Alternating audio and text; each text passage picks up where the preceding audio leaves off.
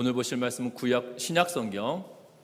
오늘 보실 말씀은 신약성경 51면에 마태복음 28장 1절부터 20절 말씀을 제가 한 절 읽고 여러분들 한 절 읽고 교도가 맺도록 하겠습니다. 안식일이 다 지나고 안식 후 첫날이 되려는 새벽에 막달라 마리아와 다른 마리아가 무덤을 보려고 갔더니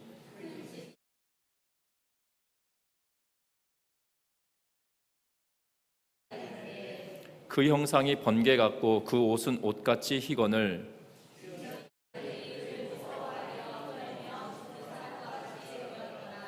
천사가 여자들에게 말하여 이르되 너희는 무서워하지 말라. 십자가에 못 박히신 예수를 너희가 찾는 줄을 내가 아노라.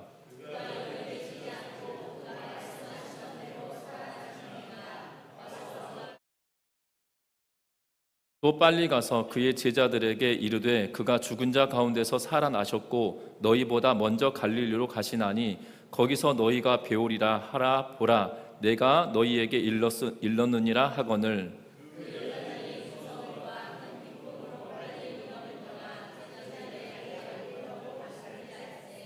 예수께서 그들을 만나 이르시되 평안하냐 하시거늘 여자들이 나아가 그 발을 붙잡고 경배하니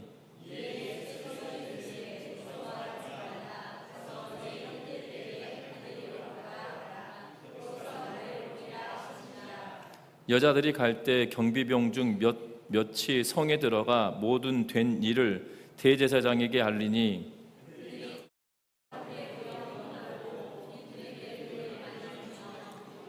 이르되 너희는 말하기를 그의 제자들이 밤에 와서 우리가 잘 때 그를 도둑질하여 갔다 하라.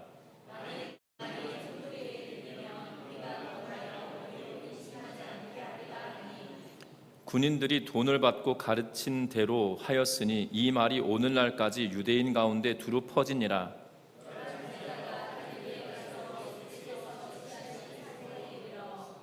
예수를 배웠고 경배하나 아직도 의심하는 사람들이 있더라.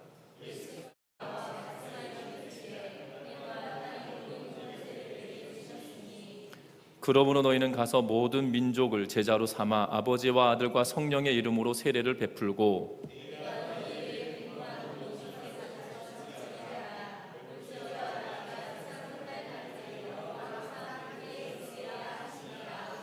아멘. 우리 서로 인사 나누고 말씀 나눕니다. 예수 부활하셨습니다. 오늘은 예수님의 부활을 기념하는 부활주일로 지키고 있습니다. 특별히 이 부활주일만 되면 저는 어렸을 때 진짜 입에서 구린내가 날 정도로 계란을 엄청 많이 먹었던 기억이 나요. 왜 이렇게 노른자를 먹고 나면 이렇게 교회 안에 부활주일만 되면 교회 안에 그 계란 냄새가 정말 가시지 않을 정도로 교회 안에서 그렇게 계란을 많이 나누었던 기억이 납니다.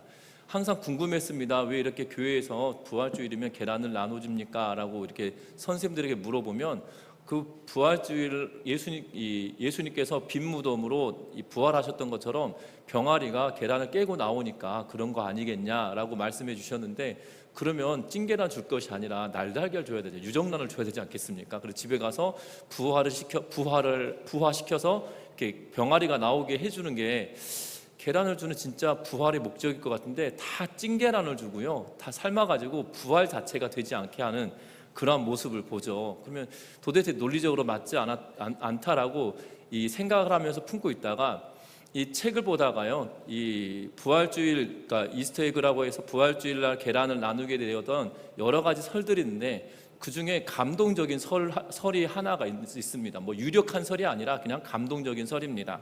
십자군 전쟁 때 이 로잘린이라고 하는 부유한 사람이 있었습니다. 이 로잘린이라고 하는 부유한 사람이 전쟁터로 이 십자군 전쟁에 동원이 됩니다. 이 전쟁터에 나갔는데 이 로잘린 부인이 혼자 집을 지키다가 결국 남편이 전사했다는 소식을 접하게 되어집니다. 그러면서 절망적인 나날을 보내고 있던 그때에 이 마을의 한 사람이 로잘린 부인의 재산을 가로채고 로잘린 부인을 마을에서 내쫓게 되어져 버렸습니다. 그녀는 이곳저곳을 전전하며 돌아다니던 그러한 때 어느 조그마한 마을에 도착하고 그리고 거기에 안착하게 되어집니다. 그러던 중 부활절 아침을 맞이하게 되었는데요, 부활절 아침을 맞이하기 전에 아이들에게 동네 아이들에게 이렇게 말합니다. 너희가 숲에 가서, 인근의 숲에 가서 이 나무 하나씩은 너의 이름으로 하나씩을 선택을 해라. 그리고 그 밑에 이 둥지를 하나씩 만들어 놓으면 부활절 아침에 그곳에 알이 하나씩 있을 거야 라고 하면서 아이들에게 이야기를 했다고 합니다. 그러면서 로잘린 부인이 이 계란에다가 이 색깔을 칠하여서 이 문구를 남기고, 그리고 아이들이 만들어 놓은 이 둥지에다가 알을 하나씩 넣어 주었다고 합니다. 그러던 중 이 아이들이 그 형형색색의 그림이 그려져 있고, 그곳에서는 내 이웃을 내 몸같이 사랑하라는 그러한 글귀를 적어서 놓아두었던 이 계란들을 바라보면서 신기해하고, 그것을 가지고 돌아가던 중에 한 소년이 이 계란을 가지고 친척 집으로 가게 되었다고 합니다. 그러던 가던 중에 이 부상병을 한 명 만나게 되어지는데, 그 부상병에게 이 달걀을 주면서 그에게 먹으라고 이야기를 했다고 합니다. 그런데 그 부상병이 이 계란을 보고 깜짝 놀랐다고 합니다. 왜냐하면 그것은 그의 집의 이 가훈이었고, 그리고 그 시체는 그의 부인의 그 시체였기 때문이라는 거죠.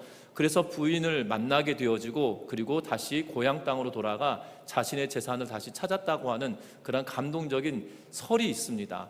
이것이 이 부활절 계란의 시초다라고 하는 그러한 설이 있는데, 중요한 것은 어찌되었던 부활주일은 우리들에게 위로가 되어지고 기쁨이 되어지고, 또한 우리들에게 또한 희망이 되어지는 그러한 절기라는 사실들을 기억하는 우리 모두가 되었으면 좋겠습니다. 특별히 오늘 성경의 말씀은 첫 번째 부활절 아침을 맞이하는 그러한 내용들을 기록하고 있고, 마태는 1장부터 시작하여서 20장 말씀을 1절부터 시작하여서 20절 말씀까지 세 가지 단락으로 나누면서 이 부활절 아침에 관한, 부활에 관한 소식들을 우리에게 전하여 주고 있는 그러한 모습을 보게 되죠.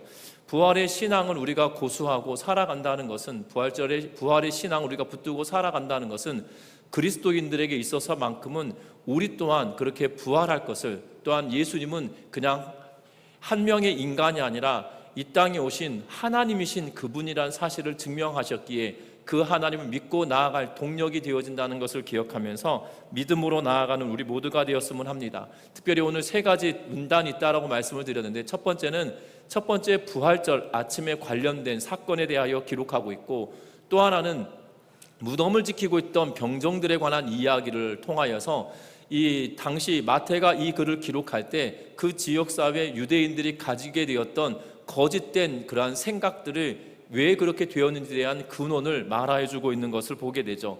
그리고 또 하나의 문단은 바로 부활하신 예수님께서 제자들에게 갈릴리에서 보이시고, 또한 그들에게 사명을 부여하시는 그러한 내용들로 기록해 놓고 있는 것을 보게 됩니다. 특별히 오늘 본문에 부활절 아침에 있었던 사건들을 기록하고 있는데, 오늘 본문은 1절부터 시작하여서 7절 말씀까지 예수님의 부활에 관한, 10절 말씀까지 예수님의 부활에 관하여서 이야기하고 있는 것을 보게 되어지는데요. 특별히 7절 말씀까지는 어떠한 내용을 기록하고 있냐면, 이 여인들이 예수님을 만나게 되었던 그러한 사건들을 말하고 있는 것을 보게 됩니다. 특별히 안식 후 첫날이 되려는 새벽에 막달라 마리아, 다른 마리아가 무덤을 보러 갔다라고 이야기를 하고 있고, 다른 복음서에서는 뭐라고 이야기하냐면 적어도 3명의 여인이 갔다라고 이야기합니다. 하나는 막달라 마리아, 또 하나는 야고보의 어머니 마리아. 이 야고보의 어머니 마리아는 예수의 어머니 마리아입니다. 예수님의 동생이 야고보인데 그 어머니 마리아를 이야기하고 있고, 또 하나는 살로메라고 하는 여인을 말하는데, 이는 세베대의 아들들, 다시 말하면 야고보와 요한의 어머니가 살로메라고 표현되어져 있는 것들을 보게 되죠. 그 외에 여러 명의 사람들이 갔을 걸로 추정을 하지만 성경에는 적어도 이 3명의 이름을 기록해 놓고 있는 것을 보게 됩니다. 이 여인들이 가면서 무엇을 걱정하고 있냐면, 다른 본문들 보면 이 무덤의 문을 어떻게 열 것인가 라는 거예요. 이스라엘의 장례 문화는 굴을 파고 그 굴의 입구를 큰 돌로 굴려다가 그 문을 막고, 입구를 막는 것이 장례 절차입니다. 그래서 이스라엘 사람들은 그냥 무덤을 뭐 봉분을 세워놓고 땅에 묻고 봉분을 세운 것이 아니라 그 굴을 파고 굴 안에다 시신을 넣어놓고 그 시신이 다 이 부패하고 나면 뼈만 남으면 그 뼈를 다른 이 옆방으로 옮겨놓고 또 다른 시신을 올려놓는, 그래서 이 하나의 무덤을 가지고 세대를 거쳐서 쓰게 하는 그러한 장례 문화가 이스라엘의 장례 문화이거든요. 그런데 그 굴의 돌을 어떻게 굴릴 것인지 고민하며 올라가고 있었던 것들을 보게 됩니다. 그런데 오늘 본문은 굴이 어떻게 열리게 되었고 문이 어떻게 열리게 되었는지에 대하여 성경은 말하고 있다라는 사실이죠. 특별히 이 부활절 아침을 통하여서 우리에게 주는 교훈이 있다라면 첫 번째 교훈은 바로 이것입니다. 다른 것이 아니라 부활은 신뢰의 증거가 되어진다라는 사실이죠. 무엇을 신뢰합니까? 예수님께서 겟세마네 동산에서 하나님께 땀방울이 핏방울처럼 떨어지는 그 순간에 애통해하며 기도하고 애타게 기도하였던 것은 무엇이냐면, 아버지여 원하시거든 내 잔을 내게서 옮겨 주시옵소서, 그러나 나의 원대로 마옵시고 아버지의 뜻대로 되길 원합니다 라고 기도하고 있었던, 적어도 3시간에 걸쳐서 하나님 내가 이 죽음을 피해갔으면 좋겠습니다 라고 기도하시면서도 하나님의 뜻대로 되길 원합니다 라고 간구하였던 모습을 보게 되죠. 왜냐하면 하나님께서 그를 살리실 것을 아십니다. 그러나 그 짧은 순간 3일이라고 하는 시간에 하나님의 버림받는 자리에 놓여져 있는 것 자체가 너무나도 힘들었던 그 순간이라는 거죠. 그럼에도 불구하고 예수님은 그 하나님의 말씀에 순종하고 나아가는 모습을 보게 됩니다. 순종하였더니 어떤 결과를 낳습니까? 예수 그리스도를 부활시키시는 정말 하나님의 말씀에 신뢰함을, 또한 신실하심을 증명하는 그러한 사건이다라는 사실이죠. 저와 여러분들이 이 부활절 아침에 우리가 부활주의를 지키면서 기억할 것은 하나님의 말씀은 신실하다라는 거고, 그 하나님의 말씀을 전적으로 신뢰해야 된다는 사실들을 우리에게 말씀해 주고 있는 것을 보게 됩니다. 뿐만 아닙니다. 예수님께서는 죽으시고 3일 만에 부활하실 것에 대하여 각각의 복음서는 적어도 3번에 걸쳐서 이야기합니다. 모두 3번을 이야기하고 있거든요. 예수님께서 내가 고난을 당할 것이고, 그리고 죽게 될 것이고 부활하게 될 거다. 또한 내가 예루살렘으로 가면 죽임을 당할 거고 3일 만에 부활할 것이다 라는 사실들을 제자들에게 계속적으로 이야기했었다라는 사실이에요. 예수님의 말씀도 신실하게 이루어지고 성취되어진 사건이 바로 이 부활절 관련된 사건이라는 사실입니다. 저와 여러분들의 신앙의 여정도 똑같습니다. 예수 그리스도의 부활을 믿는 저와 여러분이다라면 하나님의 말씀을 하나님의 말씀이 신실하시고 반드시 이루어진다라는 그 신뢰함을 갖는 저와 여러분들 되어지시기를 주의 이름으로 부탁드립니다. 뿐만 아니라 또 하나의 사실을 우리에게 알려주고 있습니다. 그것은 다른 것이 아니라 예수님의 빈 무덤은 예수의 부활을 이야기하고 있고, 예수의 부활은 그냥 영혼이 부활한 것이 아니라 몸을 통하여 부활하고 계심을 우리에게 보여주고 있습니다. 우리 오늘 9절 말씀 같이 한번 읽어보는데요. 9절의 말씀입니다. 같이 한번 읽어보겠습니다. 9절의 말씀입니다. 그들을 만나 이르시되 평안하냐 하시거늘 여자들이 나아가 그 발을 붙잡고 경배하니. 아멘. 오늘 성경에 보면 그 발을 붙잡고 경배하였다라는 표현을 하고 있는 것을 보게 됩니다. 여러분들 영혼이 만져질 수 있을까요? 만져지지 못할까요? 여러분들 귀신봤다고 하는 분들이 귀신을 잡았다는 소식은 들으셨습니까? 못 들어보셨을 거예요. 전 어렸을 때 도깨비 관련된 그러한 이 책들을 이렇게 전래동화에 보면 도깨비 관련된 책들을 이렇게 읽게 되잖아요. 혹부리 영감이라든지 뭐 이런 책들을 보면 도깨비에 관련된 이야기를 하게 됩니다. 그런데 여러분들 도깨비를 잡아서 묶어놨더니 뭐가 묶여 있었다고 합니까? 뭐 빗자루가 묶어져 있다 하면서 도깨비라고 하는 실체를 묶어놨다라는 기록은 동화책 자체에서도 본 적이 없어요. 여러분들 보셨나요? 예. 하여튼 동화책 속에서 본 적도 없는 것 같습니다. 분명한 것은 그 귀신이나 영으로 되어져 있는 것들을 붙잡는다라는 것은 불가능한 일이에요. 잡을 수 있다는 것은 뭡니까? 몸으로 이 육신이 있다라는 의미이거든요. 여러분들 사람이 소생하는 것과 부활은 전혀 다른 이야기입니다. 예수님의 부활은 한번 살아났다가 다시 때가 되면 죽는다라는 의미가 아니에요. 예수님께서 나사로를 살리십니다. 나인성 과부의 아들도 살리십니다. 뿐만 아니라 회당장 야이로의 딸도 살리십니다. 그러나 그 딸도 아들도 나사로도 다 다시 죽게 되었다는 사실이죠. 부활은 몸을 입고 다시 살아나면서 영원히 죽지 않는 그러한 몸으로 되어지는 것, 그것을 부활이다라고 이야기하고 있다라는 사실이에요. 고린도전서에서는 뭐라고 이야기하냐면 부활의 첫 열매가 되십니다 라고 말씀하시며, 몸을 가지고 부활하신 예수 그리스도께서 우리의 첫 번째 열매가 되심으로 우리도 그렇게 몸을 가지고 부활할 수 부활한다라는 사실을 우리에게 알려주고 계시던 그러한 모습을 보게 된다는 겁니다. 뿐만 아닙니다. 예수님의 부활은 그냥 예수님께서 혼자 부활하시고 사라져버린 사건이 아니에요. 예수님께서 부활하시고 여인들에게도 말씀하십니다. 뭐라고 이야기하냐면 10절 말씀을 같이 한번 읽어보겠습니다. 같이 10절 말씀을 읽어봅니다. 무서워하지 말라. 가서 내 형제들에게 갈릴리로 가라 하라. 거기서 나를 보리라 하시니라. 아멘. 예수님께서 여인들에게 말씀하고 계시죠. 그 앞에 7절에서도 뭐라고 이야기하고 있냐면 예수님께서 말씀하신 것이 아니라 천사들이 말하는데 7절도 같이 한번 읽어봅니다. 또 빨리 가서 그의 제자들에게 이르되 그가 죽은 자 가운데서 살아나셨고 너희보다 먼저 갈릴리로 가시나니 거기서 너희가 배우리라 하라. 보라 내가 너희에게 일렀느니라 하거늘. 아멘.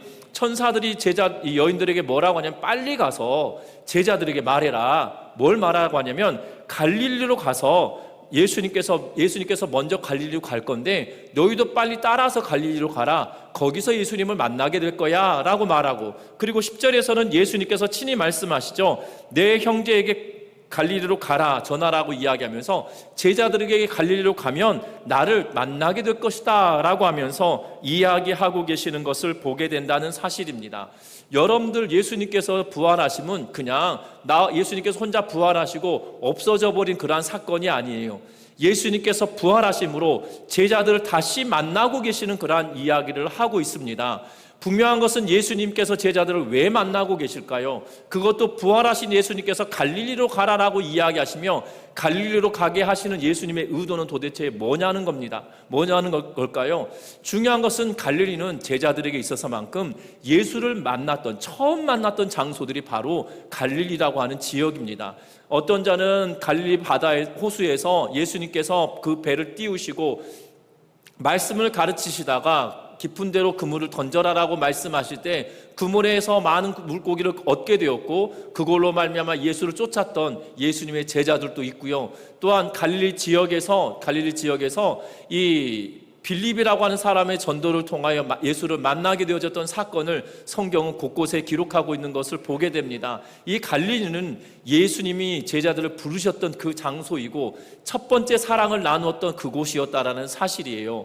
그곳으로 다시 부르며 예수님께서 살아나셨음을 증명하고 또한 그들에게 보이고 계시는 모습을 보게 된다는 겁니다. 그러면서 단순히 그것만이 아니라 예수님께서 그곳에서 만나시고 나서 그들과 함께 3년 동안 동행하시고 함께 하셨고 내가 너희와 함께 하고 있었던 그 사건들을 기록하였을 뿐만 아니라 오늘 19절 말씀에 보면 20절 말씀에 보면 이렇게 기록합니다. 20절 말씀 같이 한번 읽어봅니다. 내가 너희에게 분부한 모든 것을 가르쳐 지키게 하라. 볼지어다 내가 세상 끝날까지 항상 너희와 항상 함께 있으리라 하시니라. 아멘. 예수님께서 뭐라고 이야기하십니까? 내가 세상 끝날까지 너희와 항상 함께 있으리라 라고 말씀해 주고 계시다는 사실이에요. 예수님께서 이 땅에 탄생하실 때 마태는 뭐라고 기록하고 있냐면 천사가 수태고지를 하며 예수님의 아버지에게 뭐라고 이야기하냐면 임마누엘 하신다라고 하시면서 그가 자기 백성과 함께 하심을 이야기하며 임마누엘의 예수 그리스도를 이야기하고 계시는 모습을 보게 된다는 거죠.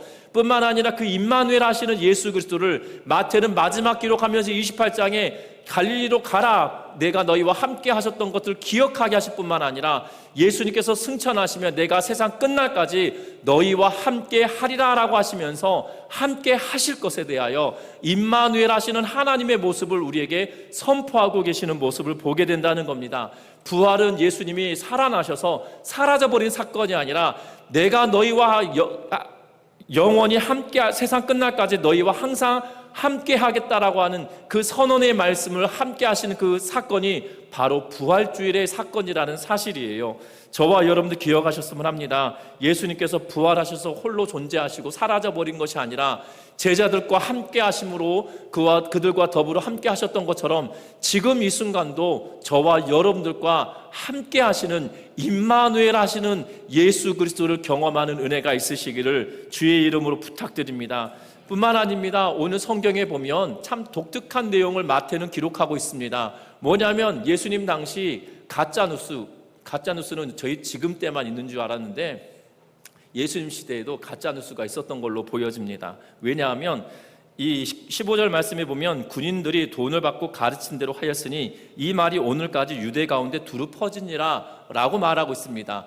돈을 받고 뭐라고 이야기하라고 했냐면 제자들이 예수님의 시신을 훔쳐갔다. 시신 유기설이 여기서부터 시작됐던 걸로 보여집니다.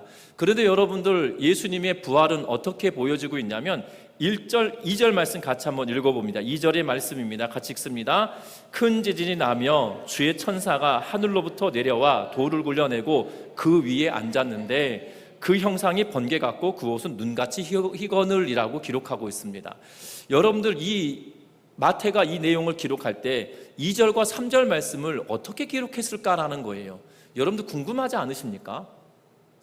왜 그곳에 있었던 사건을 마태는 이걸 기록해 놓고 있을까라는 거예요. 왜냐하면 그 주변에 이 마태가 이 사건을 예수님의 부활하셨던 그 사건을 그곳에서 목도한 것이 아니거든요. 예수님의 부활을 첫 번째 목도했던 사람들이 딱 3명 이상의 여인들이라는 사실이에요. 여인들이 가서 예수님의 시신에 기름을 바르기 위하여 올라갔다라는 사실이에요. 그러면 그곳에서 제자들이 이것을 목격한 것이 아니거든요.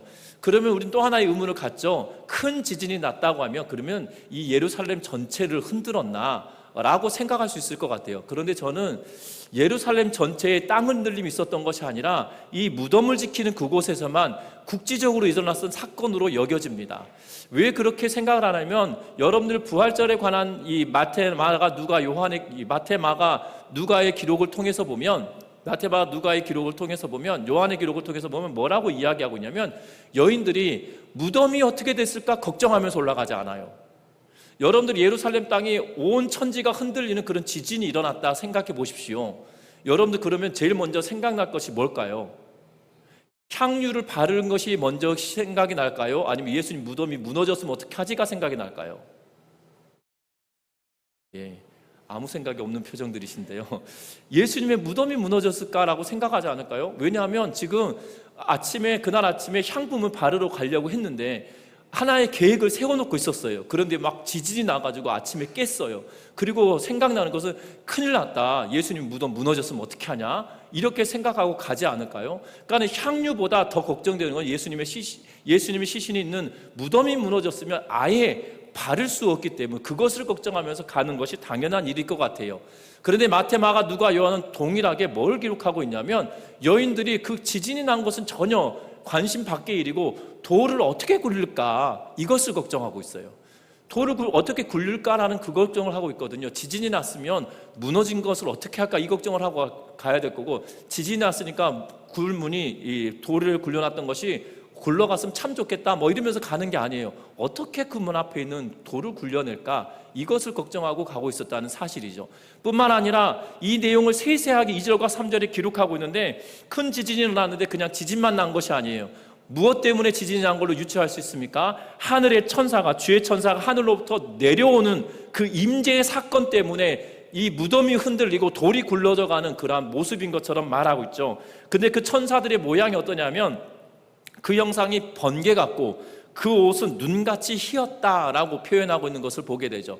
다시 말하면 옷을 입었는데 눈같이 흰 옷을 입었는데 그 느낌이 어떤 느낌이냐면 번개 치듯이 번쩍번쩍하는 그 광채 나는 옷이다라는 의미인 것처럼 말하고 있습니다. 어제 참 이상 기후로 어제 이 전미동 교회 주변에 우박이 세상에 어쩌면 그렇게 큰 우박이 떨어지는지 모르겠습니다. 어제 너무 우박이 너무 커서 제 새끼손가락 한 마디 정도 굵기에 그 우박이 떨어져 가지고요. 어제 저 교회 그 벚꽃이 어제 정말 열심히 예쁘게 피었는데 벚꽃이 막 그 우박 때문에 막 벚꽃이 다 찢겨지고 막 그래가지고 바닥에 깔려 있고 어제 우박 온 거 모르셨나요? 제가 그럴 줄 알고 영상으로 다 찍어놨는데요. 목사님이 거짓을 고하는 거 아닌가라고 오해하실 수 있어요. 교회 주변 할 때가 번개 치면서 어제 난리였습니다. 진짜 그 드라마 대사 가운데 이런 말이 있잖아요. 일사후퇴 때는 그 난리는 난리도 아니야. 뭐 이런 대사처럼 어제 진짜 우르릉 쾅쾅 막 비와 우박이 함께 떨어지는데 교회 유리창이 깨지지 않겠나 싶을 정도로 막 엄청 쏟아졌거든요. 여러분들 이 번쩍번쩍하는 것이 두렵게 만듭니다. 지금 군인들이 어떨 정도로 놀랬냐면 지키던 자들이 무서워 떨며 죽은 사람같이 됐다. 혼비백산한 상황이 되어졌다는 거예요. 그런데 그들이 돌아갑니다. 그리고 그곳에 지키는 자들이 없었던 걸로 보여져요. 여인들이 올라왔을 때는. 그리고 그 사람들이 어떻게 됩니까? 오늘 11절 말씀 같이 읽어봅니다. 11절과 12절 말씀을 같이 읽어보겠습니다. 같이 읽습니다. 여자들이 갈 때 경비병 중 몇이 성에 들어가 모든 된 일을 대제사장에게 알리니 그들이 장로들과 함께 모여 의논하고 군인들에게 돈을 많이 주며 아멘. 여인들이 갔을 때는 경비병들이 없었다는 거죠. 그들 가운데 몇 명이 성에 들어가서 대제사장을 만났다라고 이야기하고 있어요. 그러면 여기서 몇 명이란 것은 예를 들면 10명이 지켰다. 그러면 10명 중에 몇이라고 한 표현은 10명 중에 10명이 대제사장에 갔다라는 의미가 아니에요. 10명 중에 두세 명 아니면 많게는 7, 8명까지 갔다라는 의미가 몇 명이라는 표현을 쓰고 있어요. 모두가 갔다라고 한다면 뭐라고 합니까? 모두 갔다라는 표현을 쓸 텐데 그런 표현을 쓰지 않죠. 지금 이 상황이 깜짝 놀랄 상황이라는 거예요. 천사들이 등장했습니다. 천사들이 등장했는데 그 천사들의 등장과 더불어 어떤 일이 벌어졌다라고 보여지는 거예요. 예수님께서 부활하신 사건을 그들이 목도했을 걸로 추정할 수도 있는 그러한 사건이라는 거죠. 그런데 그들 중에 일부가 대제사장들에게 갔습니다. 그리고 그 고하였더니 뭐라고 이야기합니까? 돈을 많이 주고 제자들이 밤에 와서 그것을 이 시신을 꺼내갔다라고 고하라, 그 소문내라라고 이야기하고 있는 것을 보게 되죠. 여러분들 이 소문을 내고 있는데요. 그러면 창피한 일이에요. 뭐가 창피하냐면 당시 군인들은 그냥 우리 이 대한민국 육군이나 대한민국의 군인들은 이 일정 기간 이 의무 복무를 해야 되는 거잖아요. 의무 복무를 하고 이 군사 기초교육 훈련을 받고 자대 배치 받기 전에 그들의 주특기에 맞게끔 훈련을 또 받고 자대 배치를 받게 되는 것들을 보게 됩니다. 그러면서 군 생활을 시작하게 되거든요. 그런데 일반 군사들과 또한 특별하게 선별되어지는 군인들이 따로 있습니다. 우리는 그걸 뭐 특수전 부대라고 해서 뭐 특공대나 아니면 이 공수부대 뭐 이런 표현을 쓰기도 합니다. 그런 것처럼 훈련만 계속 하여지는 사람들을 두고 이야기해요. 쉽게 말하면 이 사람들은 직업군인으로 고용된 사람들이에요. 그리고 그들에게 이 경비병들은 군인으로 고용된 사람이고 지금으로 따지면 특전사 부대원이다라고 생각하시면 되는 거예요. 그럼 특전사 부대원이 있고 그리고 저도 이 만기 병장으로 전역을 했지만 그들과 이 싸움을 한다라고 한다라면 이 특전사 군인하고 싸움을 해서 제가 100전 100패일 것 같아요. 제가 생긴 거와 다르게 싸움 좀 하게 생기지 않았습니까? 그런데 전혀 그렇지 않다는 거죠. 싸움 잘하는 거하고 상관이 없어요. 이 전투에 특화되어져 있는 군인과 싸운다는 것, 특별히 무장하고 있는 군인하고 싸운다는 것은 이것은 내 목숨 내놓는다는 의미거든요. 여러분들 제자들은 무장한 사람들이 아니에요. 제자들은 무장한 사람들이 아닙니다. 그것을 훔쳐간다. 제자들이 그것을 훔쳐갈 수 있다라고 생각한다는 것은 이 군인들이 뭐하다는 거예요? 허술하다는 거고 무력이 전혀 그 전투력이 없는 사람들이라는 것 스스로가 증명하는 사건이거든요. 그런데 그 소문을 본인 스스로들이 내고 있는 그러한 모습을 보게 되어진다라는 사실입니다. 여러분들 기억할 것은 이것이 가짜 뉴스였음에도 불구하고 그것이 지금까지 마태가 이것을 기록하는 지금까지 예수의 부활은 제자들이 훔쳐갔다라고 이야기하고 있었다는 거고 2000년이 지난 지금도 예수님의 시신 유기설이 지금도 이야기되어지고 있는 그러한 설들 가운데 하나라는 사실이에요.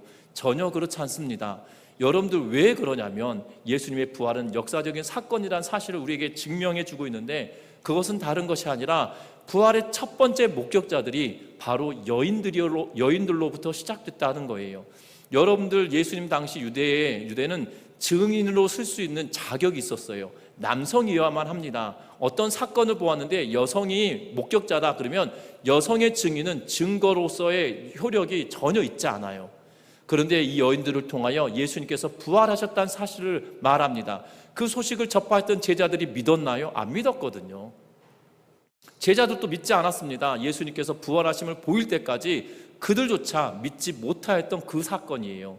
여러분들, 제자들 스스로도 믿지 못했던 사건을 예수께서 부활하신 것을 봄으로 말미암아 믿게 되어졌거든요. 그러므로 인하여서 지금까지 예수께서 부활하셨다는 사실권들을 말하고 있는 것을 보게 되어집니다. 이것이 거짓이었다라면 이 거짓은 한 번에 다 들통날 사건입니다. 여러분들 그렇지 않습니까? 1987년에 이 민주화 운동이 정말 거세게 일었거든요. 그러면서 우리는 6월 항쟁 그리고 6.29 선언이 만들어졌던 계기가 무엇입니까? 여러 명의 학생들의 죽음에 관한 이야기가 진실이 밝혀지기 시작하면서부터였거든요. 정말 정권을 잡고 있었던 사람들이 또한 이 군부 독재에서 얼마나 많은 것들로 가리려고 하고 묻히게 하려고 애를 썼지만 그 진실이 드러남으로 말미암아 이 6월 항쟁이 일어나고 6.29 선언을까지 하게 될 수밖에 없는 그러한 상황까지 치닫게 되어졌다는 거예요. 거짓으로 거짓을 가릴 수 없습니다. 왜냐하면 반드시 그 진실은 드러나기 때문이에요. 예수님의 부활하심도 진실이기에 증거의 효력이 없는 여인들의 증언이었지만 진실이었기 때문에 예수께서 부활하심을 믿고 살아가는 수많은 사람들이 지금까지도 있다라는 사실입니다. 뿐만 아니라 그 사실을 그냥 홀로 간직할 것이 아니라 지금 16절부터 시작하여서 우리들에게 말씀하시는 것은 다른 것이 아니라 예수께서 부활하심을 전하며 살아가라고 우리에게 말씀하고 있음을 우리에게 말하고 있다는 사실이에요. 그래서 18절에 뭐라고 이야기합니까? 하늘과 땅의 모든 권세를 내게 주셨으니 그러므로 너희는 가서 모든 민족으로 제사를 삼아 아버지와 아들과 성령의 이름으로 세례를 베풀라라고 하면서 예수 그리스도의 부활하심을 전하며 살아가라고 우리에게 말씀하고 있다는 것을 기억하면서 저와 여러분들이 정말 이 예수의 부활의 사건이 2000년 전에 일어났던 사건으로만 기억할 것이 아니라 지금도 끊임없이 이어져가는 이야기라는 사실을 기억하면서 오늘 아침 예수께서 부활하신 것을 기념하면서 드리는 이 예배를 통하여서 저와 여러분들이 예수의 부활을 다시 한번 믿고 구하며 전하며 살아갈 수 있는 우리 전미중앙교회 온 성도님들 되시기를 주의 이름으로 부탁드립니다. 세상은 예수님의 부활에 관한 이야기를 마치 뭐라고 이야기하고 있냐면 해결되지 않은 미제의 사건처럼 말하고 있을 때가 더 많습니다. 그런데 그렇지 않다는 거예요. 왜 미제의 사건입니까? 예수께서 죽었지만 시신을 잃어버렸다는 설이 있고 부활했다는 설이 있는데 그것에 대하여 목격자들이 수많은 적어도 500여 명의 이 고린도전서 15장을 통해서 보면 514명 정도의 많은 사람들 이름을 거론하고 있음에도 불구하고 그들이 증인되었음에도 불구하고 그것이 거짓이다라고 이야기하며 미제 사건으로 몰아가고 있는 것을 보게 되죠. 하지만 그렇지 않다는 겁니다. 세상의 권력도 세상의 돈으로 예수님의 부활을 막는 것처럼 여겨졌지만 그 진실은 지금까지 여전히 유효하고 있다는 것을 기억하면서 예수의 부활을 믿는 저와 여러분들이 예수의 부활을 전하며 살아갈 수 있는 우리 모든 성도님들 되시기를 주의 이름으로 부탁드립니다. 왜 예수의 부활이 중요합니까? 바로 예수님이 하나님이신 것을 우리에게 드러낸 사건이기 때문이에요. 예수님이 죽으셨으면 그냥 사람인 것밖에 되지 않아요. 정말 거룩한 사람이다. 정말 특별히 하나님의 사랑을 받은 사람이다라고 말할 수밖에 없겠지만 그분이 부활하신 사건을 통하여 그분이 하나님이셨음을 증명하는 그러한 사건이거든요. 그래서 저와 여러분들이 그 하나님을 예수 그리스도를 믿을 때 그 하나님 되신 그분이 나를 위해 십자가를 지시기 위하여 오셨다는 사실을 기억하며 그 사랑 앞에 다시금 나아가는 우리 전미중앙교회 온 성도님들 되시기를 주의 이름으로 부탁드립니다. 찬양하시겠습니다.